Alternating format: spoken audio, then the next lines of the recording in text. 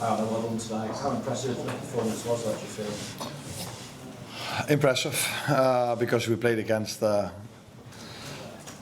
incredible side, team that's in an unbelievable run of form, only lost once, won all the other games.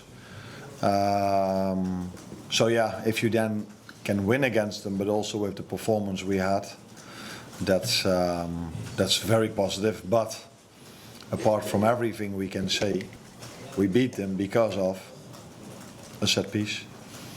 So it's nicer to talk about this if you win, because if you lose, people come up with that I try to find excuses. But a positive set piece balance is the minimum you need to get a result 9 out of 10 times, and that's what we had today. You also won because you kept a second clean sheet on the bounce, and arguably Conor Bradley set the tone defensively for the performance as well. Just wondered then how much of a corner you feel has been turned in this season, if you can talk in that way at this moment now. So let's be clear, we had a very bad run of form in terms of results.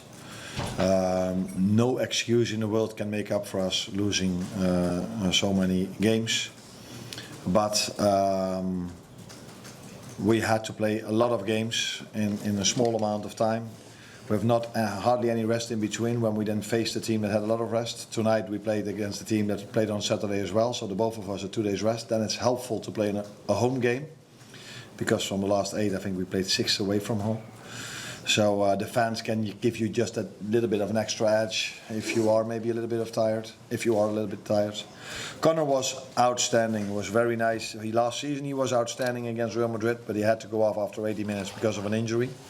And now 3 days after he played 90 minutes against Villa, he again played 90 minutes with incredible intensity against Vinicius. I told the players before the game they've scored 26 goals in La Liga, and Kylian Mbappé and Vinicius have 24 goal contributions together. So if you want to have any chance of winning a game, you should defend your set piece as well, because that's the way teams score. But great individuals can score goals as well, and these two definitely can. And Conor defended very good against Vinicius. When you see the game out as well, how much of an extra edge did the fans give you with the introduction of Trent? Because it seemed to make the atmosphere even more intense when he was introduced into the game. No, I was impressed by the atmosphere throughout the whole 90 minutes, even before the game already. So I think the fans helped us over 90 minutes, and not only the time when Trent was on the pitch. Did you speak to Trent as well? Only short afterwards. I gave him a hug. I don't even exactly know what I said, but probably not a lot. But every time I will meet him, I will either give him a hug or talk to him, because he's been very special to me as a player and as a human being.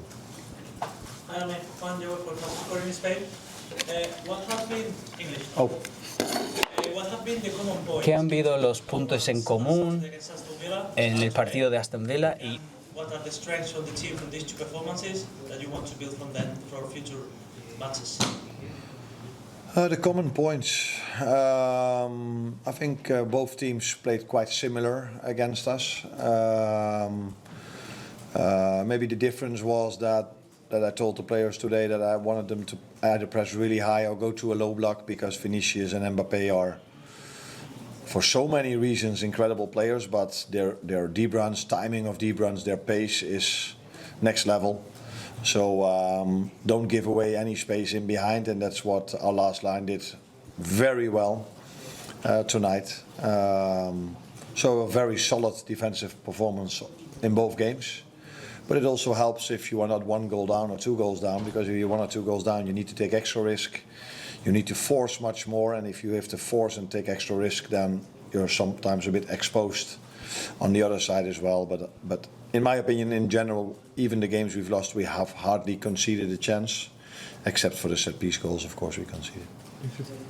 Hi, Arne. On Alexis Mac Allister, scored against Real Madrid last year as well, so I guess that's quite a nice habit to have. But also, do you feel that after the injuries he's had at the start of the season, he's now finally back to his best? Yeah, but I don't think he's the only one. I think I just spoke about Conor Bradley, who now, I think for the first time in a long time, played twice 90 minutes in 3 days. It's the same is to be said about Maka. I think all the players, they need a bit of time. Sometimes to adjust to the Premier League, sometimes to adjust to the limited rest we've had. And then in other leagues, I think 15 to 20 games in almost any other league, if you are a big club, or easy wins. But in the Premier League, there's never an easy win, and that is something you need to adjust to as well. So if you've missed pre-season, or if you come from a different league, or if you're a bit younger, then these are things you need to adjust to. And Conor Bradley has only played 30, 40 games for us, and Maka is after Villa and also, by the way, against Palace, where he had a decent performance. He and the team are getting fitter and fitter, and that is the first step we have to make for us to get results in again. Arne, that's two years running that you've kept Kylian and Mbappe largely quiet. He looked pretty much unstoppable against everyone else. Is there something special you're doing too? You mentioned there that you said to the players beforehand, you pointed out the stats. Is that what you have to do in terms of keeping them focused? Yeah, and I didn't even tell them that in the Champions League he scored 2 goals against Marseille and 1 goal.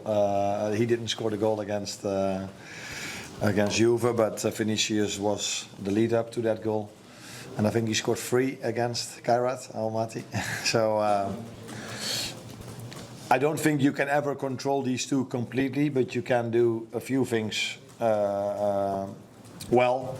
But I even saw today, so the biggest chance they got was when Vinicius played the ball towards Bellingham, because they have more than only these two. They have all very good players, and that is difficult to control them completely, because Kylian Mbappé was more than a few times in dangerous zones.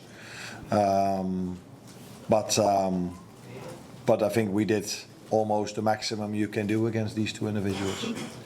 Ollie, to wait for the mic. Let the mic in. You've been asked about a number of individuals. Could I just ask you about Florian Wirtz, because he had a big moment to recall him, and he had a very big performance tonight as well. Do you feel like this kind of game suited him technically, or was it just a case of him playing at a high level? I've said it many times, and I can say it one more time, but it's all up to everyone else to have a different opinion or the same opinion as I have. But if you come from a different league and you have to play every 2 days, and there are so many away games need to be played against certain style of plays, you need to adapt to that. And that goes almost for everyone, let alone for a player that's 22. And I think he's working incredibly hard to adapt as soon as he can, and he's been so unlucky throughout his career here at Liverpool, because even today he created so many chances for the team, but the goal we scored, it wasn't an assist or a goal from him. So I wouldn't even say give him a bit of time, because we gave him already that time to adapt. I played him many times for him to adapt to the Premier League, but I didn't play him every single game, because that's not what I do with almost any player, but also not with players that either missed pre-season or very young or come from a different league, and they need a little bit of time to adapt. If you have 2 days of rest after the Frankfurt game and you have to go away to Brentford, that's different probably than go away, have an away game in the Bundesliga or in the Eredivisie or in any other league in the world, because this league is the best paid league, I think, in the world. Over 20 teams, so you can understand that so many great individuals and athletes are playing here, mainly from 25 to 30, and at some teams you'll also see 22-year-olds.